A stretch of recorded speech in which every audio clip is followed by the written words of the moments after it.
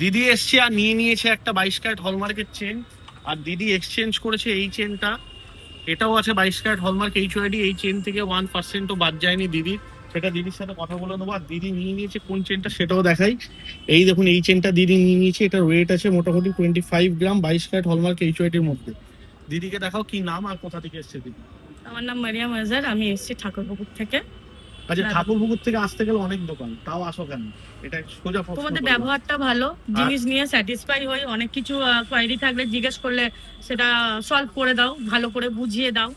এটাই হচ্ছে সব থেকে তোমাদের গুড পয়েন্ট, যে তোমরা এটা ঠিকঠাক করে করো, যে কাস্টমারকে মানে বোঝাতে তোমরা ভালো পারো।